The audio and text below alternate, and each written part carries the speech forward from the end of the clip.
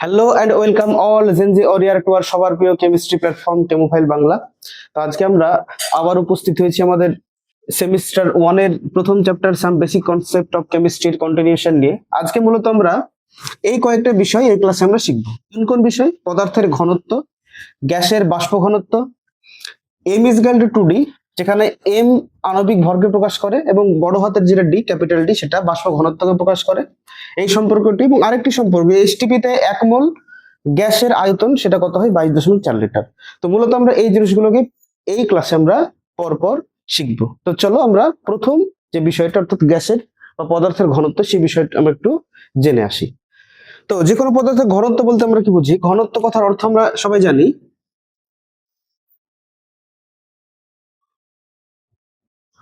ভর বাই আয়তন, অর্থাৎ একক আয়তনের যে কোনো পদার্থের যেটা ভর সেটাই হলো তার ঘনত্ব। যেমন আমরা যদি কথার কথা বলি 1.5 গ্রাম, সরি 1.5 লিটার কোন একটা পদার্থ এ, তার ভর আমরা ধরে নিলাম 30 গ্রাম। ওকে, এটা আমরা ধরে নিচ্ছি। একটা পদার্থ আমরা নিয়েছি এ, তার আয়তন আমরা কত নিয়েছি? 1.5 লিটার, এবং ওই অবস্থা তার ভর কত? 30 গ্রাম।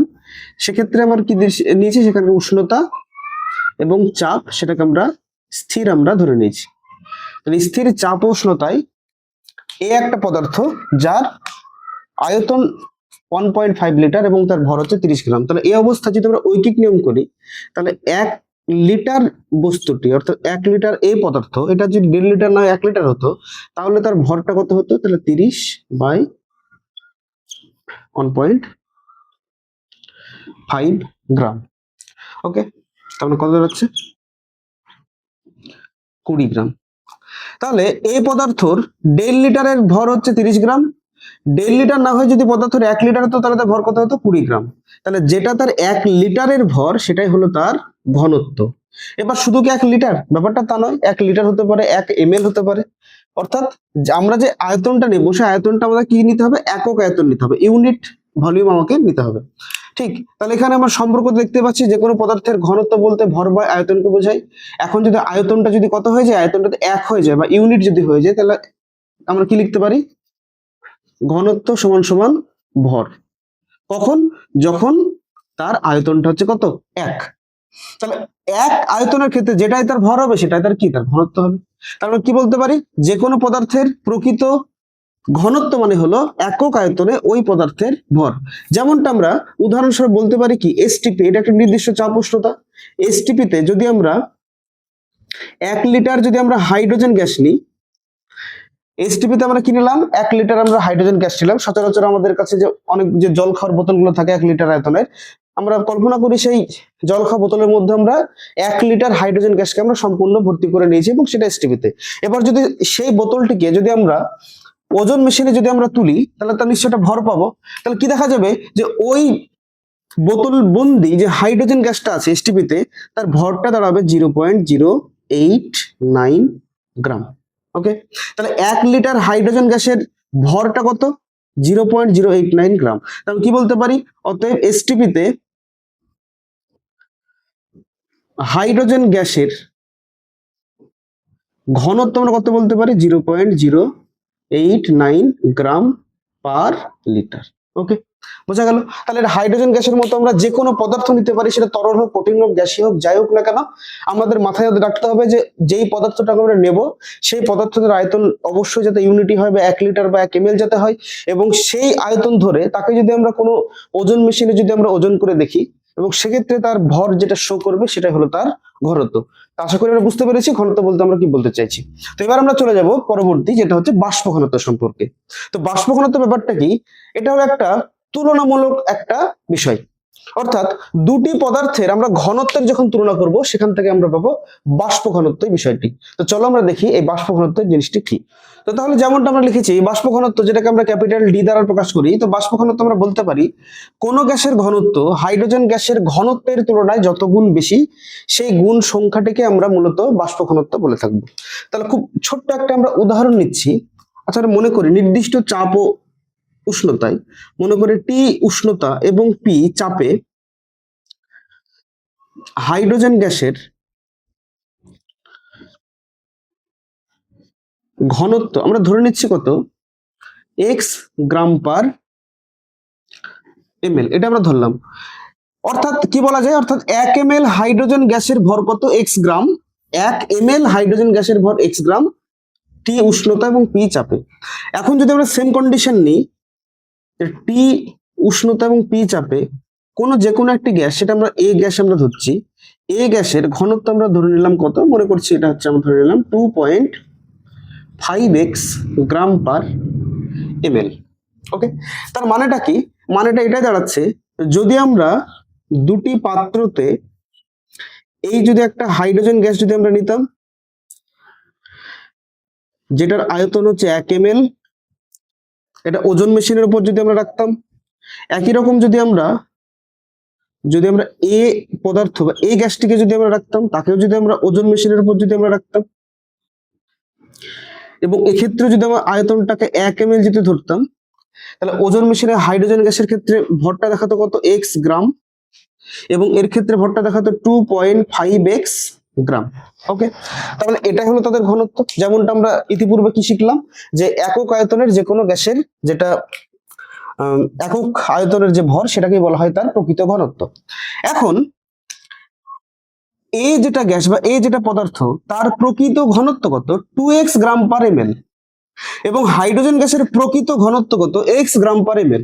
তাহলে এখন এই হাইড্রোজেন গ্যাসের থেকে এই গ্যাসের যে ঘনত্ব, প্রকৃত ঘনত্ব কত গুণ বেশি, তাহলে অবশ্যই হাইড্রোজেনের থেকে এই গ্যাসের ঘনত্ব 2.5 এত গুণ বেশি। কি বেশি, ঘনত্ব বেশি, তাই কিনা? তাহলে এই ক্ষেত্রে কি বলতে পারবো, যদি আমরা হাইড্রোজেন গ্যাসের সাপেক্ষে যদি আমরা এটাকে তুলনা করি, তাহলে আমরা কি বলতে পারি, যে এই গ্যাসের ঘনত্ব হাইড্রোজেন গ্যাসের ঘনত্বের তুলনায় 2.5 গুণ বেশি।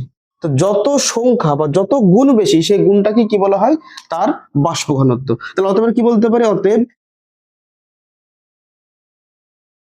এই গ্যাসের বাষ্প ঘনত্ব সমান সমান 2.5। এর একক হবে না, কেন একক হবে না, তার কারণটা হচ্ছে তো আমরা তুলনা করছি, তাই না? এটা আমরা তুলনা করছি কিভাবে, যে কত গুণ বেশি, 2.5 গুণ বেশি, যত গুণ সেটা হলো তার বাষ্প ঘনত্ব। তাহলে এটাকে আমরা যদি আমরা গাণিতিক টার্মে যদি আমরা লিখি, তাহলে আমরা মোটামুটি কি লিখতে পারবো, তাহলে চলো আমরা সেটা একবার দেখি, এবং এখান থেকে আমরা মূলত প্রমাণ করব যে m = 2d, অর্থাৎ যে কোনো গ্যাসীয় পদার্থের আণবিক ভর তার বাষ্প ঘনত্বের দ্বিগুণ হয়। তাহলে সেটা আমরা একবার দেখে নিই। তাহলে যেমনটা আমরা বাষ্প ঘনত্ব সম্পর্কে আমরা এখন কি জানলাম, যে এটা হচ্ছে একটা তুলনা, হাইড্রোজেন গ্যাসের ঘনত্ব থেকে অন্য একটা গ্যাসের ঘনত্ব কত গুণ বেশি, সেটা সেই কত গুণ সংখ্যাটাকে বের করতে হলে কি করবো, যে এই গ্যাসের ঘনত্ব বাই হাইড্রোজেন গ্যাসের ঘনত্ব। যেমনটা আমরা উদাহরণস্বরূপ আমরা কত নিয়েছিলাম, যদি আমরা লিখি, বা যদি এখানে একটু আগে আমরা কি দেখলাম, যে এই গ্যাসের ঘনত্ব আমরা ধরেছিলাম কত, 2.5x গ্রাম পার এমএল, এটা আমরা ধরেছিলাম। আর হাইড্রোজেন গ্যাসের ঘনত্ব ধরেছিলাম কত, এক্স গ্রাম পার এমএল। তাহলে এটা যদি আমরা ক্যালকুলেশন করি, ক্যালকুলেশন মানটা কত আসবে, 2.5 আসবে। তাহলে 2.5টা হচ্ছে কি আমাদের জন্য, অর্থাৎ এই গ্যাসের বাষ্প ঘনত্ব। ঠিক, আচ্ছা, তাহলে এবার যদি আমরা দেখি যে এই গ্যাসের ঘনত্ব, সেটাকে আমরা কিভাবে প্রকাশ করতে পারি আর কিভাবে লিখতে পারি। এই গ্যাসের ঘনত্ব ক্ষেত্রে লিখতে পারি এটাই, যে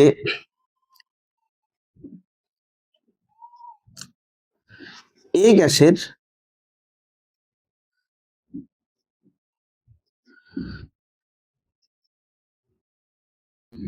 1 লিটারের ভর। তাহলে একই রকম কি লিখতে পারবো আমরা, হাইড্রোজেন গ্যাসের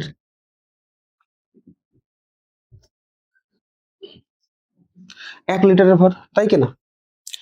ঘনত্ব মানে তো এক এমএল বা 1 লিটারের ভরকে তো আমরা ঘনত্ব বলি, সেটা এমএল এ হোক আর অথবা সেটা লিটারে হোক, একক আয়তন ভরকে তো আমরা কি বলি, ঘনত্ব।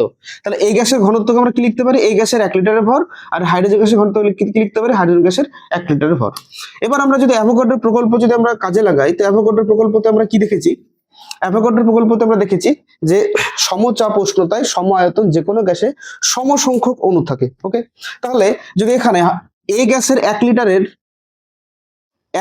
অনুসংখ্যা কত, এবং হাইড্রোজেন গ্যাসের 1 লিটার অনুসংখ্যা কত, সেই সংখ্যাটা কি নিশ্চয়ই একই হবে। তাহলে আমরা ধরে নিচ্ছি কি, এ গ্যাসের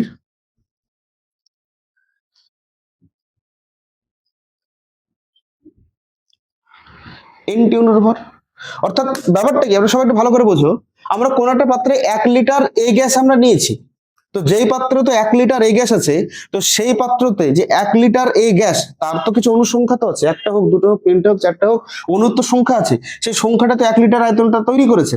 তাহলে আমরা ধরে নিচ্ছি কি, যে ওই পাত্রের ভিতরে 1 লিটার এই গ্যাসের ক্ষেত্রে এন সংখ্যক অণু আছে, এবং এন সংখ্যক অণুর ভর কি, সেটাই তো 1 লিটারের ভর, তাই কিনা? যদি আমরা একটা ছবির আকারে বুঝতে চাই, তাহলে আমরা ধরে নিচ্ছি কি এই পাত্রের মধ্যে কোন গ্যাস আছে, এই গ্যাস আছে।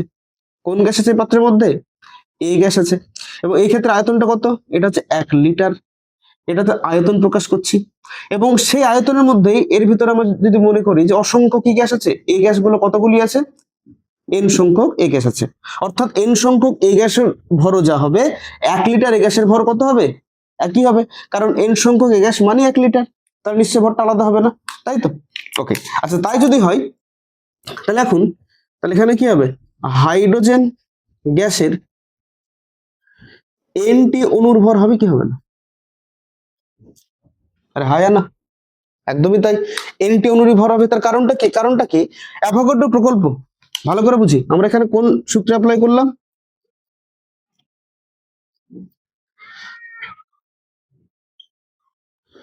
অ্যাভোগাড্রো প্রকল্প। এই প্রকল্প অনুযায়ী যে কোনো গ্যাস, সে হাইড্রোজেন হোক বা যে কোনো গ্যাস হোক, তাদের আয়তন যদি সমান থাকে, তাহলে সেই সেম কন্ডিশন অর্থাৎ সম চাপ ও উষ্ণতাতে তাদের অনুসংখ্যা কি হবে, সমানই হবে। তাহলে আমাদের বোঝা গেল কি, উভয় ক্ষেত্রে তাদের অনুসংখ্যা সমানই হবে। আচ্ছা এবার তাই যদি হয়,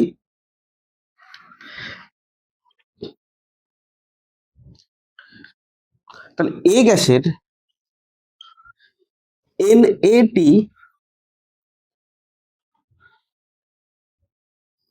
অণুর ভর, অনুসংখ্যা এন থেকে র্যান্ডামলি সেখানে কি করলাম, অ্যাভোগাড্রোর সংখ্যা নিয়ে চলে আসলাম। তাহলে এখানে কি লিখবো আমরা, হাইড্রোজেন গ্যাসের এই সংখ্যাটা কত হবে, সেম টু সেম হবে, অ্যাভোগাড্রো এতটি অণুর ভর হবে কি হবে না। ওকে,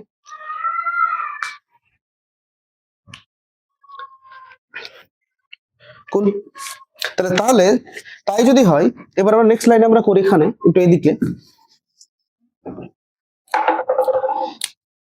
তাহলে এখান থেকে এখানে যাই, বাষ্প ঘনত্ব ডি সমান সমান আমরা কি লিখতে পারছি, এ গ্যাসের এনএ, এনএ মানে কি, এনএ মানে হচ্ছে অ্যাভোগাড্রোর সংখ্যা, আর অ্যাভোগাড্রোর সংখ্যাকে আমরা কি বলে থাকি, মূলত 1 মোল বলে থাকি, যেটা আমরা অলরেডি শিখেছি। তাহলে আমরা কি বলতে পারি এখানে, এ গ্যাসের 1 মোলের ভর, বা এখানে কি হবে, হাইড্রোজেন গ্যাসের 1 মোলের ভর। আচ্ছা তাই যদি হয়, এখন যে কোনো গ্যাসের 1 মোলের ভরকে আমরা কি বলি, তার আণবিক ভর বলে থাকি। তাহলে আমরা এখানে কি বলতে পারি, এই গ্যাসের 1 মোলের ভরটাই কি, ওই গ্যাসের আণবিক ভর, এটাকে আমরা MA বলি। অর্থাৎ কি, এই গ্যাসের আণবিক ভর কত, MA। আর হাইড্রোজেন গ্যাসের 1 মোলের ভর কি, সেটা যে হাইড্রোজেন গ্যাসের আণবিক ভর, সেটা মানটা কত হয়, আমরা সবাই জানি সেটা 2 হয়, হাইড্রোজেন গ্যাসের আণবিক ভর কত হয়, 2। আচ্ছা তাই যদি হয়, তাহলে আমরা এখানে কি লিখতে পারছি, অতএব ডি সমান সমান m/2, অতএব m is equal to 2t। তাহলে আমরা সবাই একটু ভালো করে একটু খেয়াল করে দেখি, আমরা কি খেয়াল করে দেখবো, পরপর স্টেপ বাই স্টেপ আমরা কিভাবে শুরু করলাম, কোন দিক থেকে আমরা এলাম, আমরা এখান থেকে শুরু করেছি এবং এখানে গিয়ে আমরা শেষ করলাম। আমরা বাষ্প ঘনত্ব যেটা সংজ্ঞা, সেই সংজ্ঞা অনুযায়ী আমরা দুটো গ্যাসের মধ্যে আমরা তার ঘনত্বের তুলনা করলাম, এবং সে ঘনত্বকে আমরা অন্য আর কোন রূপে লিখতে পারি সে রূপে আমরা নিয়ে এসেছি, সেখানে মূল কনসেপ্ট কাজে লাগিয়ে এবং অ্যাভোগাড্রো প্রকল্প সেটাকে আমরা কাজে লাগিয়ে শেষ পর্যন্ত আমরা m is equal to 2d আমরা প্রমাণ করলাম। এখানে আমরা এই গ্যাসটাকে কি নিয়েছি, র্যান্ডম যে কোনো আমরা গ্যাস আমরা নিয়েছি, এবং সেখানে এই গ্যাসের জায়গাতে আমরা হাইড্রোজেন, সরি, যে কোনো আমরা গ্যাস, যেমন অ্যামোনিয়া, কার্বন ডাইঅক্সাইড বা অক্সিজেন বা ক্লোরিন, হাইড্রোজেন ডাইসালফাইড, কুচবি যে কোনো গ্যাস আমরা এখানে নিতে পারি। আমরা যেই গ্যাস নিই না কেন, এখানে এম বলতে যে গ্যাসটা নেব সেই গ্যাসের আণবিক ভরকে বোঝাবে, এবং ডি কাকে বোঝাবে, ডি মানে হচ্ছে ওই গ্যাসের বাষ্প ঘনত্ব। তাহলে এখান থেকে প্রমাণিত হলো কি, যে কোনো গ্যাসের ক্ষেত্রে যদি চাপ এবং উষ্ণতা স্থির যদি থাকে, তাহলে সেক্ষেত্রে ওই গ্যাসের, সরি এখানে চাপ এবং উষ্ণতা স্থির থাকার কোনো ব্যাপার নাই, সে আমরা যে কোনো চাপ বা উষ্ণতা যাইনি না কেন, যে কোনো গ্যাসের ক্ষেত্রে তাদের যেটা আণবিক ভর হবে সেটা অবশ্যই তার বাষ্প ঘনত্বের দ্বিগুণ হবে। তাহলে চলো আমরা একবার দেখে নিই প্রথম থেকে। আশা করি আমরা বুঝতে পেরেছি, এবং এভাবে আমরা পরবর্তী আমাদের নেক্সট পরবর্তী যেটা, যে এসটিপি তে যে কোনো গ্যাসের ক্ষেত্রে 1 মোলের আয়তন 22.4 লিটার হয়, সেটা কিভাবে সেটা আমরা চলো একটু দেখে নিই। তো আমরা বাষ্প ঘনত্ব থেকে আবার শুরু করি। বাষ্প ঘনত্ব ডি সমান আমরা এক্ষুনি কি দেখলাম, র্যান্ডামলি আমরা যখন একটা গ্যাস নিয়েছিলাম এ গ্যাস, তো আমরা সেই র্যান্ডামলি গ্যাসকে আমরা এগোচ্ছি, আমরা কি বলতে পারি যে এ গ্যাসের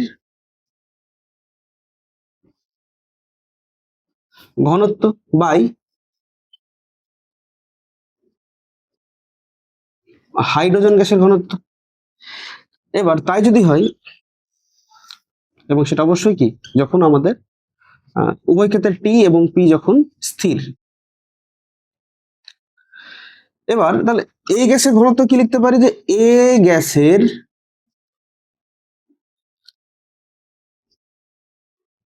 এক এম এর ভর, বা আমরা কি লিখতে পারি H2 গ্যাসের 1 ml এর ভর। তাই লেখা যায় কি যায় না, সবাই একটু দেখি তো, তাই না? হাইড্রোজেনের ঘনত্ব মানে তো আমরা এটা লিখতে পারি, হ্যাঁ কি না?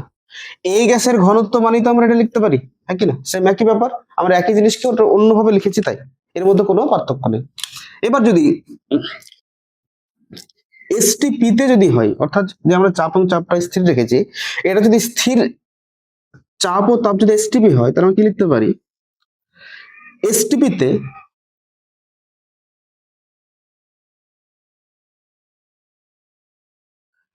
1 ml এর ভর,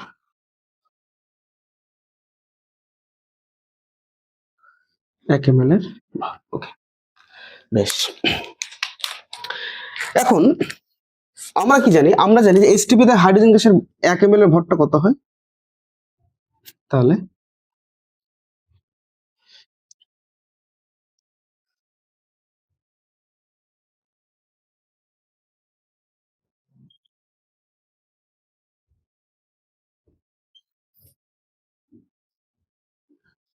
0.089 গ্রাম পার এমএল এর ভর কত হয় তো,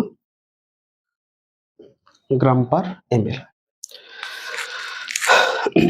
তাহলে আমরা এখান থেকে কি বলতে পারি, যদি আমরা এখানে একটা কনক্লুশনটা নেই, তাহলে অতএব এখানে বলা যায় কি এসটিপি তে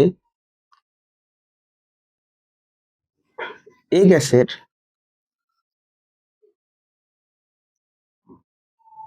1 ml এর ভর সমান সমান, এখানে বাষ্প ঘনত্ব আছে ডি ইন্টু 0.089 এত গ্রাম। ওকে,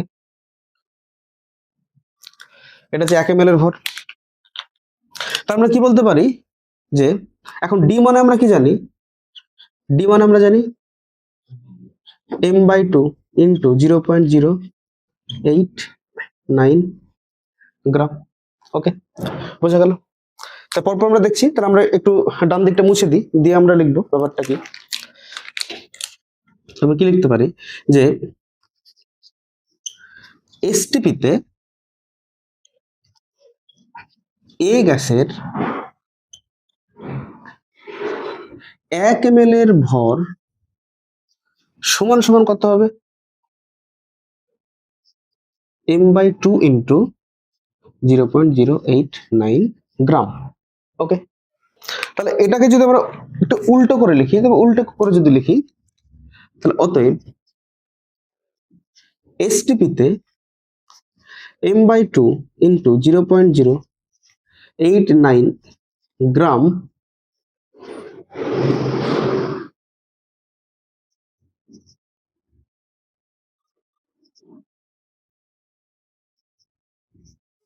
নিশ্চয় 1 ml হবে, তাই না? 1 ml হবে। তাহলে অতএব এসটিপি তে m গ্রাম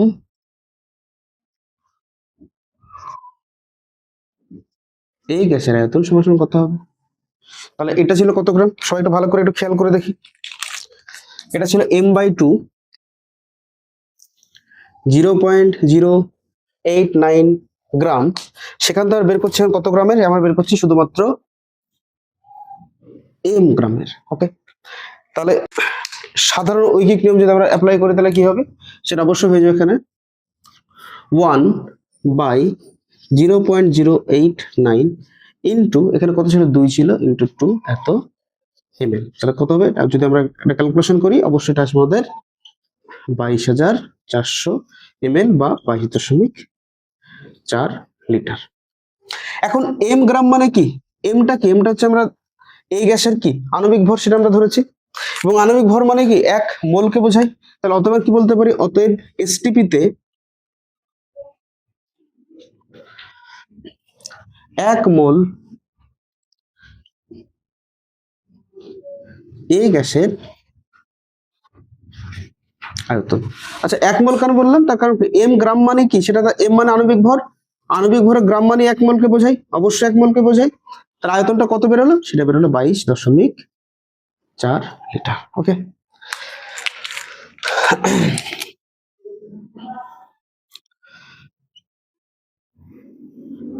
তাহলে আমাকে সবাই দেখে নাও। আশা করি আমরা বুঝতে পেরেছি। এবং এগুলোর গুরুত্ব এই কারণে, কারণ এখান থেকে আমাদের অবশ্যই অনেকগুলো নিউমেরিক্যাল আমাদেরকে সলভ করতে হবে। যেমনটা আমরা ইতিপূর্বে মূল কনসেপ্ট থেকে আমরা কিছু নিউমেরিক্যাল আমরা দেখেছিলাম, যে নিউমেরিক্যাল শুধুমাত্র বোর্ড পরীক্ষা নয়, বরং আমাদের যেই পরীক্ষার জন্য এবং নিট পরীক্ষার জন্য ভীষণ গুরুত্বপূর্ণ।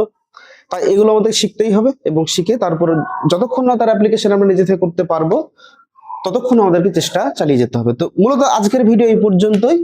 আমরা আবার আসবো আমাদের পরবর্তী ভিডিও নিয়ে। ততক্ষণ তোমরা সবাই ভালো থেকো। ভিডিওটি ভালো লাগলে অবশ্যই লাইক এন্ড শেয়ার, এবং চ্যানেলে যারা নতুন দেখছো তাদেরকে অনুরোধ করবো অবশ্যই চ্যানেলটিকে সাবস্ক্রাইব করার জন্য, যাতে আমরা ভবিষ্যতে তোমাদের জন্য আরো এই ধরনের ভিডিও আমরা নিয়ে আসতে পারি এবং আমরা যাতে উৎসাহিত হতে পারি। ততক্ষণ সবাই ভালো থেকো, দেখা হবে পরবর্তী ভিডিওতে। ধন্যবাদ সবাইকে।